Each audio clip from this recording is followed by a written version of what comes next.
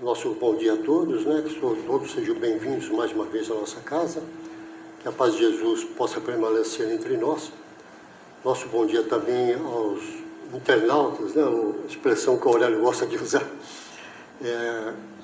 Para o pessoal da Comunitária Vida Nova. E antes que nós comecemos, vamos fazer uma prece, né? Como de costume. Então eu convido a todos que nós possamos elevar os nossos pensamentos até Deus, nosso Pai, a Jesus, o nosso Mestre, e também junto aos amigos espirituais que mais uma vez estão conosco, os mentores desta casa, para que nós possamos unir os nossos pensamentos num só objetivo, que é o estudo do Livro dos Espíritos nesta manhã, e que nós possamos ter a graça da compreensão, possamos passar essa mensagem com tranquilidade e que nós todos possamos compreendê-la para que isso possa frutificar no nosso espírito, na nossa mente, no nosso coração, esses ensinamentos que possam produzir os efeitos da evolução em nós, embora seja lenta e os objetivos estejam distantes, que nós possamos perseverar neste caminho com a graça de Deus. Que assim seja. Bom, então, dando continuidade ao estudo, né? Nós estamos no capítulo 10, no item 9, Lei de Liberdade, o item Liberdade de Consciência. Nós vamos terminar esse item hoje, né? Bom, a questão da consciência é algo dado por Deus a nós. Como está em nós, evolui conosco, evidentemente, né? Então, quanto maior a nossa evolução, essa consciência vai crescendo. E então a gente tem, com isso, condições de melhores escolhas, né? De melhores decisões, porque essa consciência ela está no crescimento, né? A gente vai conquistando ela aos poucos, né? Normalmente, a gente pode fazer uma comparação aí de uma pessoa que esteja numa situação de penúria e decide partir para um caminho do crime, né? Então, veja, é um caminho que a consciência dele ainda não disse para ele: você não pode fazer isso, ou você não deve fazer isso, né? Porque nós hoje já temos essa condição mínima. Nós sabemos que não devemos fazer aquilo, né? Nós temos que procurar outros caminhos, possivelmente de preferência legais, para a gente sair de uma determinada situação, buscar as saídas, né? E às vezes aquela pessoa não tem, e é compreensível isso, né? Porque ela ainda está num grau que ela está construindo essa consciência, né? Então essa consciência é essa liberdade que Deus nos dá de ter as nossas convicções, das nossas crenças, né? Seja elas religiosas, filosóficas, seja o que for, nós temos essa liberdade. Agora, essa liberdade, ela não é absoluta, né? A gente não é por causa disso que nós temos o direito de falar para o pessoal: você está errado, eu estou certo, coisa do tipo, certo?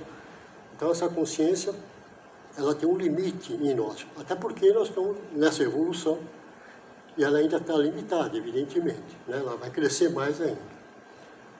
Mas, partindo aqui para perguntas nesse item, o Kardec pergunta lá: será respeitável toda e qualquer crença, ainda quanto notoriamente falsa? Eles respondem o seguinte: que toda crença é respeitável, quando sincera e que conduz à prática do bem. Condenáveis são as crenças que conduzem ao mal, né? A crença que conduz ao bem geralmente se baseia em valores éticos e morais universais, né? Como empatia, compaixão, honestidade, justiça e respeito ao próximo, né? Então, tem um exemplo aí disso, né?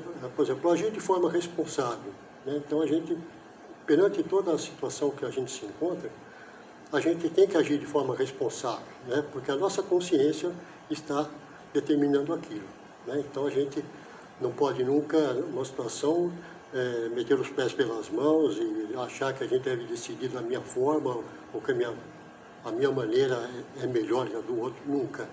Agir de modo responsável é sempre respeitar a opinião do outro, né? E colocar dentro do possível, fraternalmente, o que você acha, certo? Reconhecer a dignidade do outro esse reconhecimento de dignidade é a aceitação que você tem de que ele também é digno tanto quanto você. Né? Então, há um reconhecimento, ao respeito a isso. Né? Buscar o bem-estar coletivo. Acima de tudo, você tem que buscar o bem de todos. Né? Não só seu ou do outro, mas o bem de todos. Né? Sempre pensar nisso. E desenvolver a sensibilidade ética. Né? Então, a ética é uma coisa que está ligada à consciência, ela também vai crescendo, né? Então a gente tem que estar sempre atento à questão de ética, né? Do que podemos e não podemos fazer, correto? Agora, essa questão, né? Só voltar lá, de uma crença, né? Que ela é notoriamente falsa. Logicamente que não é respeitável, né? Quando você tem uma crença que ela se mostra falsa, né? E essas questões nem sempre é a religião em si. São pessoas sem escrúpulos que se aproveitam da fragilidade de alguns, né, dentro da religião, e propagam algumas ideias, um discurso falso, moralista falso, né, para subtrair recursos, para subtrair alguma vantagem em cima daquelas pessoas, né? Infelizmente, isso ocorre com frequência, né? O que a gente vê por aí, né? Mas voltando aqui. Na 839, será repreensível aquele que escandalize com sua crença um outro que não pense como ele? E a resposta é a seguinte: isso é faltar com a caridade e atentar contra a liberdade de pensamento. Né? Não respeitar a religião dos outros é chamado de intolerância religiosa, uma forma de preconceito que se manifesta através de discriminação, ofensas, calúnia, violências contra as crenças alheias. Né? Então, é repreensível, sim, quando você faz o escândalo perante um grupo, perante algumas pessoas, para diminuir o outro, porque ele pensa diferente de você em termos de religião. Né? É totalmente repreensível. Né? Como eu falo aqui, é falta de caridade mesmo. Né? Eu não posso sair aí bradando aos quatro ventos que a minha religião é a certa, as demais estão todas erradas. Né? E por isso que eu estou atentando contra a liberdade de pensamento de cada um. Então, cada um tem o direito de pensar e, de acordo com a sua consciência, e ter a sua convicção, de fim de papo. Não tem outra alternativa. Né? Então, essa manifestação de intolerância religiosa se manifesta pela discriminação. Quando eu pego aquela pessoa, aquele grupo, eu coloco ela de lado. Né? Eu não aceito, né? E faço com que outras pessoas também não aceitem. Né? Ofensas e calúnia. Quando eu parto para ofender, para caluniar, invento histórias, também para diminuir aquela pessoa, aquele grupo, né? Também é repreensível isso. Né? Pior ainda, quando eu parto para violência, para agressão, né, física, quando entro no local religioso, vou destruir, como a gente vê alguns exemplos por aí, infelizmente, né? Tudo isso é intolerância religiosa, né? Não devemos permitir. Né? E o preconceito, né? É você ter um conceito de uma coisa que você não conhece a fundo e você cria aquele conceito. Né? E, então você está sendo contra aquilo sem conhecer a fundo. Né? Muitas pessoas criticam a doutrina espírita, mas conhecem muito pouco da doutrina. Né? E a gente poderia fazer o mesmo com relação às outras religiões, mas a doutrina espírita tem como princípio o respeito a todas as religiões, até porque nós devemos, no geral, em termos de história, né, tudo que chegou até nós veio através dessas religiões. Né? Por exemplo, a Bíblia. Né? A Bíblia para nós não é um livro sagrado, mas é um livro importante. Por quê? Porque tem história, principalmente a parte de Jesus, o cristianismo, né, muito importante para nós, todos os ensinamentos estão ali, e os melhores ou os mais significativos estão no Evangelho segundo o Espiritismo. Né? Será tentar, um pouquinho curto lá, será tentar contra a liberdade de consciência colocar obstáculos a crenças capazes de causar perturbações à sociedade? Podem reprimir-se os atos, mas a crença íntima é inacessível, né? E o comentário do Allan Kardec, ele fala o seguinte, que reprimir os atos exteriores de uma crença, quando acarretam qualquer prejuízo a terceiros, não é atentar contra a liberdade de consciência, pois essa repressão em nada tira a crença a liberdade que ela conserva integral, né? Veja, você colocar obstáculo à crença do outro, né? Ou se alguém faz isso com a gente, ele nunca vai atingir o nosso íntimo, né? Nunca vai...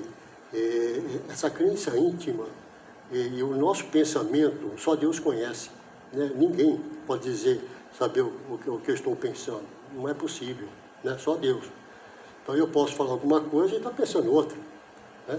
Então a questão da crença, da convicção, isso é uma coisa muito íntima, né? Ninguém vai poder tirar você daquilo. Logicamente que, a não ser que conversa com fatos, né, com argumentos, tudo bem, né? Eu posso mudar de opinião, isso não está errado, né? Mas se eu tenho convicção de que esse é o caminho que eu escolhi, que eu acho certo, nada vai me tirar dele, correto? Então é importante que a gente esteja numa religião e procure se acercar do que ela te oferece, quais são esses benefícios, né? Como a gente faz aqui com a doutrina, a gente incentiva o estudo. Por quê? Porque no estudo é que a gente vai descobrindo a doutrina espírita, né? Eu já disse aqui várias vezes, eu era menino, meus pais já eram espíritas, até por uma necessidade, né? Buscaram a doutrina espírita. Logicamente que eu não tinha consciência nenhuma daquilo, e só fui tomar consciência da importância, da mensagem da doutrina espírita depois de casado, né? Quando eu também passei por alguns pedaços e procurei não, eu retornei, né? Fui conhecer um centro espírita pela primeira vez e aí eu comecei a entender a mensagem, né?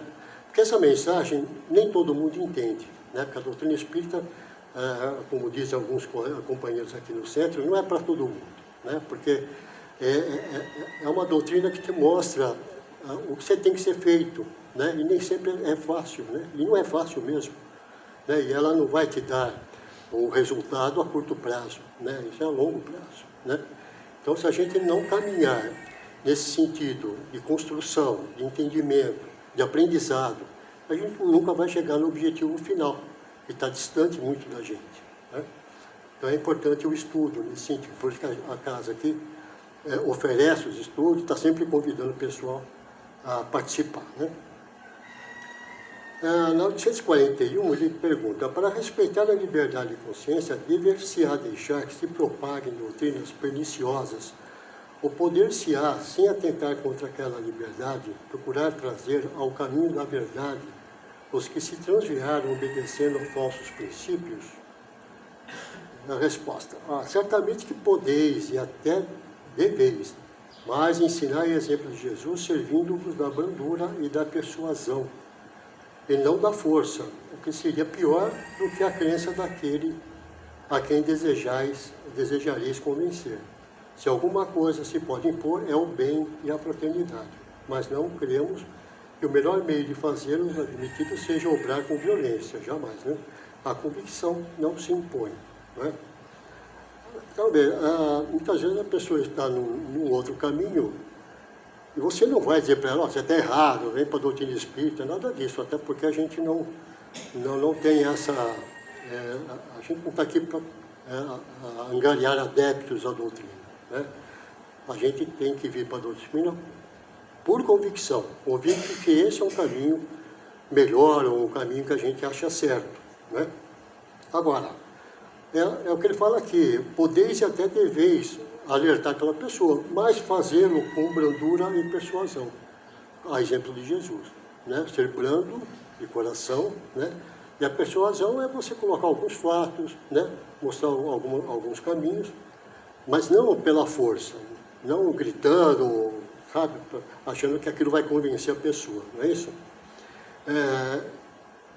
E o que ele fala aqui, uma coisa que pode se impor é o bem e a fraternidade, pela prática, né? Isso eu posso impor quando eu estou determinado a fazer o bem e a viver em fraternidade, né?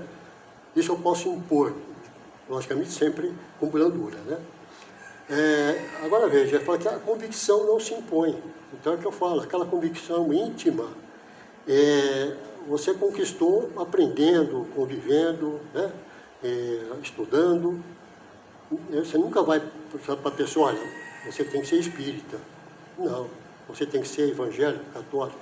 Não, porque cada um está no seu caminho, né? Até porque, quando a gente tem pessoas de outras religiões, se ela está bem lá no catolicismo ou lá no protestantismo, não tem problema nenhum, está ótimo. Se ela está caminhando dentro da caridade, do entendimento, né? Está tudo certo, né? Até porque, é que eu digo, a mensagem do Espiritismo, nem todo mundo ainda compreende a fundo, muitos nem aceitam a reencarnação. Tem até a espírita que duvida da reencarnação, para você ter uma ideia, né? E a gente chega num grau que a gente acha que a reencarnação é tudo em termos de justiça, né? É a própria justiça divina em ação, tá certo? Em 1942, ele pergunta assim: por que indício se poderá reconhecer entre todas as doutrinas que alimentam a pretensão de ser a expressão única da verdade, a que tem o direito de se apresentar como tal? Você está perguntando, né? Quais são esses indícios, né, daquelas doutrinas que falam assim, a verdade está aqui, Deus está aqui, né? Quais são os indícios que ela tem para se apresentar como tal, né? Então ela fala aqui, ó, será aquela que mais homens de bem e menos hipócritas fizer, isto é, pela prática da lei de amor, na sua maior pureza e na sua mais ampla aplicação. Esse é o sinal, porque reconhecereis que uma doutrina é boa, visto que toda doutrina que tiver por efeito semear a desunião e estabelecer uma linha de separação entre os filhos de Deus, não pode deixar de ser falsa e perniciosa, né? Então veja, a melhor religião que nós temos é aquela que nos faz melhor. Essa é a melhor religião que existe, né? Que nos transforma. E essa é a proposta do Espiritismo, que a gente seja cada vez melhor, moralmente, como cidadãos, né? E a gente vai evoluindo nesse sentido, né? Agora, ele fala aqui que mais homens de bem fizer, né? E menos hipócritas também fizeram. O hipócrita é aquele que veste uma máscara, se mostra de bonzinho, né? Até para satisfazer aí a sociedade ou a família, essa coisa toda, mas aquilo é falso, né? Quer dizer, ele está enganando a si próprio, né? Essa que é a verdade. Pode estar enganando os homens, não engana a sua própria consciência, a Deus, né? Agora, logicamente que dentro de uma doutrina, nós temos que preservar pela fraternidade entre nós, né? Então, isso não quer dizer que a gente não possa discordar um dos outros, não possa discutir algum ponto. Podemos sim. Até porque nós temos uma liberdade no Espiritismo que é o questionamento. Nós podemos questionar qualquer coisa, né? Ao passo que outras religiões, não. Você tem que aceitar aquilo como dogma, né? Ponto pacífico, né? Você aceita, você não pode perguntar o porquê daquilo. Não pode, é um dogma, né? Nós aqui não, nós queremos que questione, nós queremos que a pessoa compreenda, né? E se a gente tiver a condição de orientar, de ensinar, né? De mostrar o caminho, ótimo, né? E também, se a gente não tiver, vamos procurar pessoas que sabem, não é isso? Porque, veja, se você tem dentro de uma doutrina, muitas pessoas não se entendem, onde brigam, né? Poxa, que doutrina é essa? Onde é que está a fraternidade? Onde é que está a prática do bem, né? Como é que essas pessoas vão se unir para praticar alguma caridade, algum bem? Não tem condição, porque ali está a desunião, está a falta de princípio, de caminho, de acreditar no único pensamento, né? Porque por mais que a gente possa discordar aqui, nós todos sabemos o que temos que ser feito, né? Nós temos os princípios básicos da doutrina e nós não saímos daqui, né? Logicamente, essa divergência se dá por graus de evolução, né? Uns estão mais adiantados, outros estão mais lá atrás, né? Mas isso é perfeitamente normal, né? A gente não podia exigir que todos estivessem no mesmo, né? Que nem numa classe, né? Você tem um bom aluno e tem um mau aluno, ele não consegue acompanhar, né?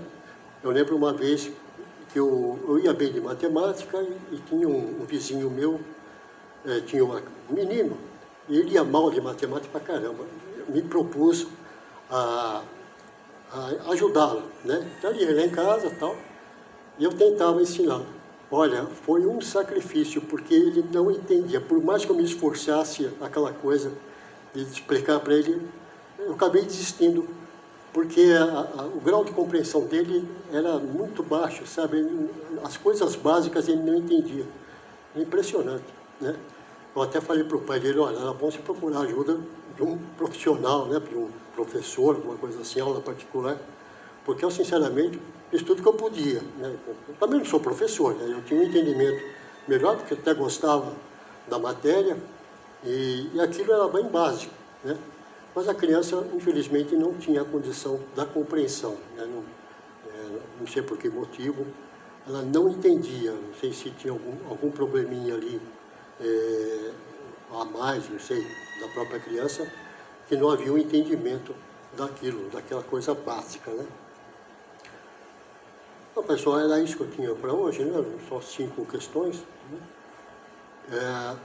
Vamos agora partir para a nossa segunda parte, então, os passes, né? Então, eu peço para quem permanecer aqui no salão possa aproveitar esse momento para aproveitar as boas vibrações e vibrar por alguém necessitado, alguém doente, algum familiar, algum parente, algum amigo.